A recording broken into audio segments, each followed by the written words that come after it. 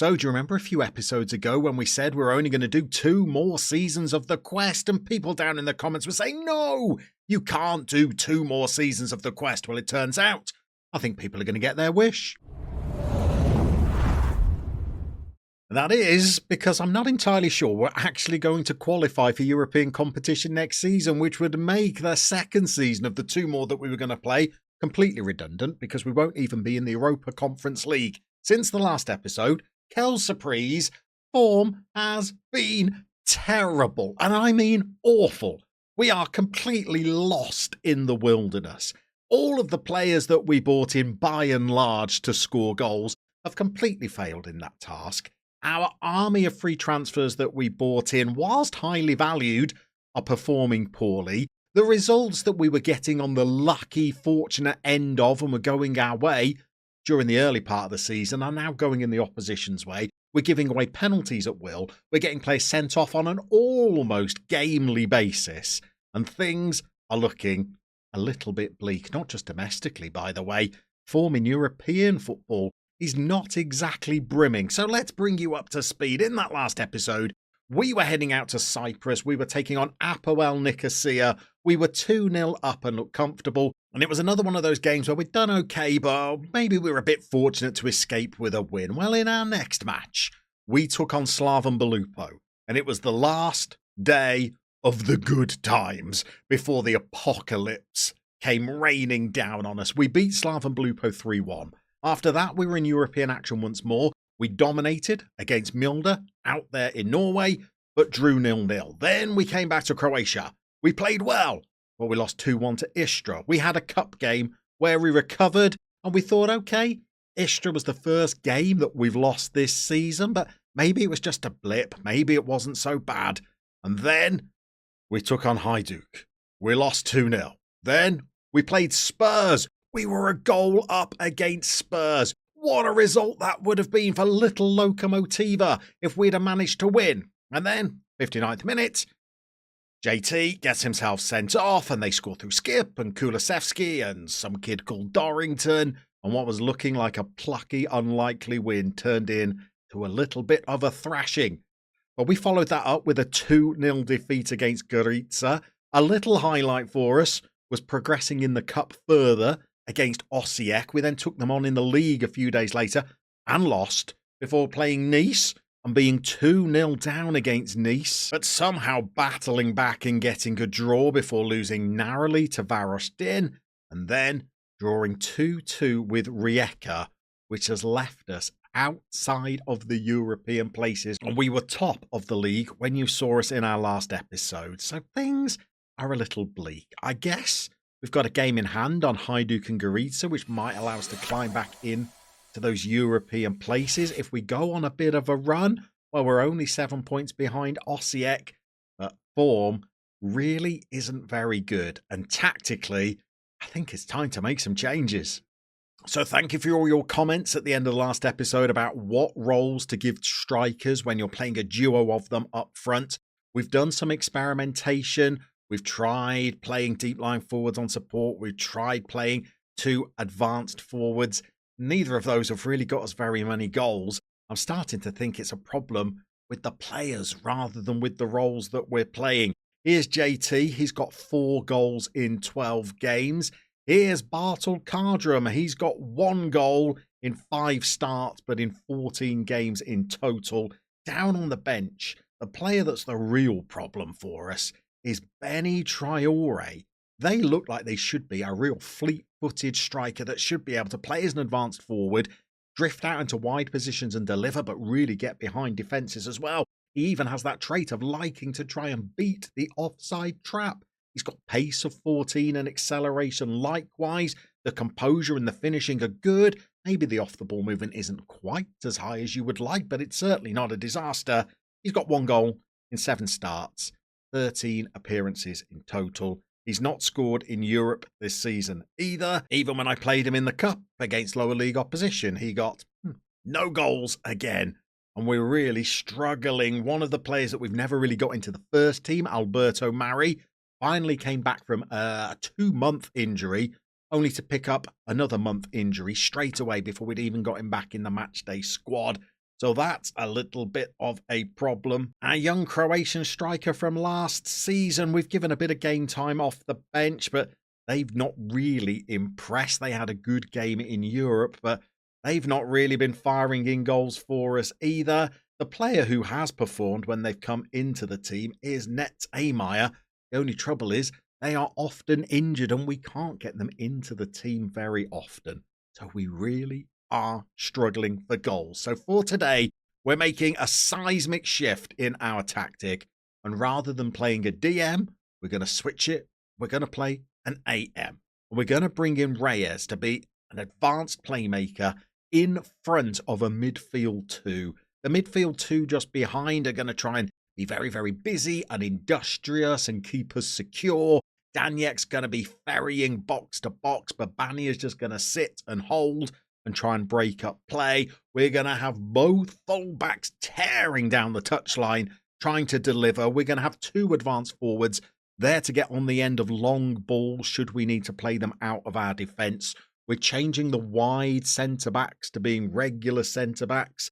That's a Hail Mary. I've no idea whether that will help at all. And today, we're taking on you know who.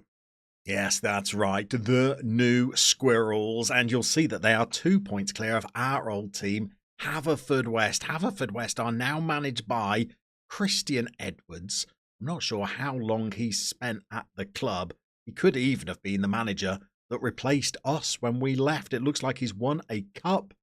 That is it. They've still got some of our own players like Zane Monlouis pottering around in the squad. But we're not here to take an extended look at Haverfordwest, although I do notice that Take Me to the Beach is still in the team. No. Let's get out of that. We are here to look at the new Saints, who for so long didn't even lose a game in domestic competition. They're now on a run of 8 domestic titles in a row. It's only those 2 wins by Connors Key Nomads that stop them having won 408 domestic titles in a row. They've even had some good performances in Europe this season.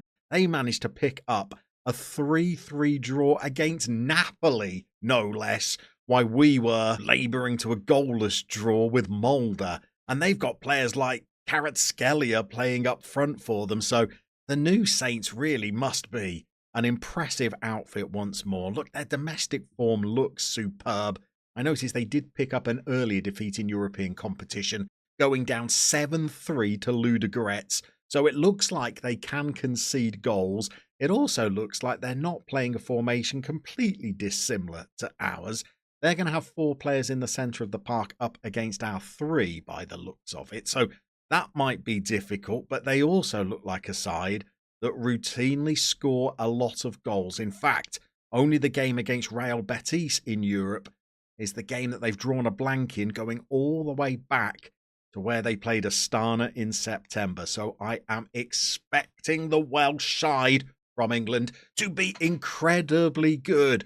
We have got to make a decision about who we're going to play up front for us today. I think we're going to go with Taylor and Cardum, with Rasanda on the bench looking to come on around the 60-minute mark. Maybe we might even throw another Hail Mary Benny Traore's way and see whether they can get a win for us. But we need goals and we need wins in Europe and in the league, and we need them soon.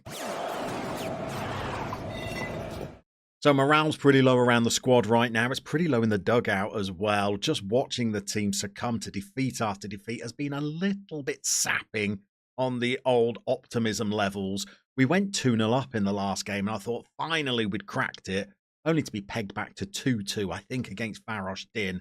So we could do with a much waited for morale-boosting victory, and we want to see some attacking play where we look threatening, but we still manage to keep things reasonably secure at the other end. We've just had a good chance of our own and have immediately got counter-attacked on. But Daniek's doing the work in the midfield that we were hoping him and Babani would do, just being very, very busy and winning the ball back for us. We've had 2 shots on goal for a very healthy XG so far. 3 shots on target now, or 4 shots, I should say, 2 on target, whereas the new Saints have yet to register an effort. We've got Vasquez taking a corner for us. He's got a lot of targets to hit. He doesn't manage to get any of them. Although Daniek might have just nodded it home. I was expecting to see an offside flag there. He's headed that from almost the opposition's goal line and somehow has managed to squeeze it in. There's a whole body of players going in there, and Daniek, well, he's not offside. He's run past two men. He plants his header into an unguarded net, and 6 shots, 4 on target, an XG of over 1. And maybe it just took a game against our old foes to spark us into life. We've got another corner now. Vasquez hits the penalty spot with that one. We have a header on target. The goalkeeper tips it wide. We're going to go again. It's Vasquez once more. Is he going far post? He's going near post. Taylor manages to get on the rebound. Vasquez is there again. He sends the ball over to Novoselic. He's got it back to Cambuala. Daniek now has the ball. We're playing patiently in front of our opponent's goal. Eventually, the ball goes back to the halfway line and the move peters out. But this is a much better half than we've seen from our players in months. My only quibble is that we're still only 1 goal in the lead, and we have been in this situation in 1 or 2 games over the last couple of months, and we just fall apart in the second half. I think because confidence is so low. We need to get that second goal. Really, we need to get a third, and we need to try and get that second before half time. We've had 9 shots, 5 of them on target. We are underperforming compared to our XG. We've got a lead at the break. TNS haven't even had a shot, but I still expect us to lose. So let's keep an eye on our front two. Currently, we've got Bartel Carden playing a 7.7 and Joe Taylor playing a 6.5. Little side note, just behind them, we've got Reyes as a playmaker also playing a 6.5. Not exactly the performances I was hoping to get out of our new look front three. Maybe they will have more joy in the second half as we kick off, and Sago, a player who was playing for TNS way back when we were there, gets hacked down by Vasquez, and our opponents have got a free kick early on. On about 60 minutes, I think we're going to have to make a change up front if we can't improve the performance of Taylor. But I'm very worried that the new Saints might get back into this game in the second half. We've looked likely from set pieces. We've got one now. Vasquez drifts it in. Babanya's on the near post. He flicks a little header past the keeper. We are now 2-0 in the lead. I'm very conscious of the fact that neither of our goals have come from open play, but we've been in such poor form lately.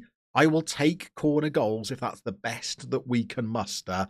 Maybe the players now will settle into their groove and try and score us a free-flowing, attacking, dynamic goal, but not before the new Saints get into our box once more and they have an effort that's gone narrowly wide. We're going to get to 60 minutes and then I think we're going to make the change. We're at that juncture now. Let's decide who we're going to bring on and where they're going to play. Okay, 2 subs on, but 3 changes made. We've brought Llama on for the underperforming Reyes, but we've actually moved Daniek up to play as the attacking midfielder. Lela's going to go into the central midfield as a box-to-box player. We've also brought Rasanda on for Joe Taylor. Daniek, I'm not sure, is quite cut out to be a playmaker, although it's listed as a role that they can play pretty well. Their passing's only 12. I'm not sure whether that's going to be the best use of their talents. They're probably more of a shadow striker. They've got finishing of 14, but I'm not sure whether we want to play another player on an attack duty. I'm just going to switch them and ask them to be an attacking midfielder on support. The reason I'm going to do that is because that's the role they used to play when they first joined the club, and they were very good at it. So maybe we can rekindle some of the magic from the old days. We've got another corner again. The new Saints must be terrified every time the ball goes behind their own goal and we win a corner because we've scored from 2 of them. Lela now plays the ball into the box. It's Daniek that he's looking for. He's out-jumped, and now they are coming forward with Dyer. I think Daniek is the player forlornly trying to chase him back there. He doesn't make a tackle or get goal side. Instead, we wait for Novoselic to put in a last-ditch effort as they were about to get through on goal. We've suffered an injury. Vasquez, who's been taking those corners for us, has got a knock. That would be a real bitter blow if he's out for a while, as injuries really have cost us. Not to be deterred, though. The player that replaced him sends a corner in. We're going again from the corners. It's cleared to Rasanda. He picks it up just inside their half, feeds Milicevic down the left. His touch is nothing short of tragic. And now they try to clear it out. We win the ball back. Daniek has a shot from just outside the box. It goes a mile over the bar. We've looked pretty good in this game so far, but we've only scored from corners. Where are the chances from our own attacking play? Maybe this is going to be the one. Cambuala gets the ball, feeds Novoselic. He's got Pabania just in front of him. He can turn, play forward. Daniek's in, Cardram's in. Pubel gets down the right. He sends it back to Daniek. And that's why we moved him just behind the strikers. He is a very good finisher. And that is far more like the kind of football we're trying to play through the midfield third. Nice one-touch passing. We feed those wing-backs that have got license to get forward. And we have a player in front of goal that can actually put it in the back of the net. And we are 3-0 up now against the New Saints. We're not done yet. We're hungry for more. We've got to get some more substitutions on, I think, pretty soon. But before that, Daniek gives the ball away in midfield. That's been a feature of the last 6 to 8 games, by the way, us giving the ball away in midfield. If anybody has ideas about how to stop us giving the ball away so often, I'd love to hear them down in the comments, because just like on this occasion, it's led to us conceding. Daniek was in the centre circle when he gave the ball away. They've gone back down into their own half, and within 2 passes, they are in, and Worm Leighton manages to worm his way to the edge of the area and squeezes a shot under Bunty, which you'd hope he would have saved. Alas, he didn't, and now we're going to bring on some more subs. Okay, the substitutions are made, but we've got a highlight before we get them onto the pitch, and we've got the ball with Milicevic, a substitute himself, who's picked up the ball. He feeds one of the centre halves, who has a little foray forward. Milicevic gives it away, gets it back, and now we're going to try and build again. We're inside our own half. What are we up to here, gentlemen? Here we go. We got the ball to Daniek, who gives the ball away in central midfield. As I said, it's a feature of our play, and oh my goodness, at 3-1, this game isn't won, is it? Paul Warhurst now has an effort from just about 18 yards out, and Bunty tips it around the post. This is what happened in our last game. We were 2-0 up and looking comfortable, and then our opponents came back into the match, and it looks like the New Saints have got a fresh impetus. The game has turned a little. Maybe we need to try and tweak our tactics so that we can absorb a little bit of pressure and then counter-attack on our opponents a little, because at the moment, it looks like we're waiting to concede a second. Okay, let's see if we can just settle things down now. We've just pulled our line of engagement back just to make us a little bit more compact. And we've just changed our attacking wing-backs to be supporting wing-backs. And here is one of them now, Samardzic. He drifts the ball forward. Ultimately, we lose out on the ball. Fortunately, it falls to Cambuala at the back. Now we've got the ball through to Lela, and Daniek, who's been all action, plays a little pass across the 6-yard box. And Rasander, one of the substitutes that we did bring on up front, has tapped it into an empty net. And again, this is exactly the kind of chance that we like to create. We've got the ball out wide. We just lay it across the face of goal. And even our strikers can't miss those kind of chances. Well, spoiler, Benny Traore could if he was on the pitch. I've seen him hit the post from just such an opportunity. But a 4-1 victory is going to be a nice reward for our change in tactic. And we might not even be finished. We've got Samardzic now. He feeds Cresswell. Is this the end of the game? Or is this going to be a 5th goal for us? We've got it back with Samardzic. He's looking to just play the ball between him and Cresswell. Maybe they're just time wasting. We've got 30 seconds left. Now we've got it to Novoselic. We've gone from the right side of the pitch to the left. Here's Milicevic. He's got a good cross on him. Instead, he plays it back. And then we give the ball away. And it runs out for a throw-in. And I'm not entirely sure why we got to see that highlight. But we have at least got ourselves a win. And I was of the mindset that we might be up against it today. We've had an XG of above 3. You think that might mean that you'd score even more than 4 goals, especially as 2 of them were for corners. But we'll take it, because we've not been great over the last 2 months.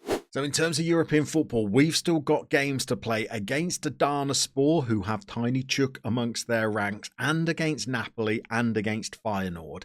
Getting wins from those games feels like it's going to be difficult. Currently, we are 16th. we're only 1 point outside the top 8 who qualify automatically for the next round. Now, Adana and Napoli are both below us, which indicates that they are fallible, and the team we've just beaten 4-1 did get 3 goals and draw with Napoli. The game against Feyenoord looks like it might be very, very tough. They have won 5 from 5. I think what we're going to do is play some more games off camera, and we're going to come back potentially for a Napoli-Feyenoord double-header, and I think we're going to need some results in those 2 games, as unlikely as that might seem, if we're going to make any further progress in Europe this season.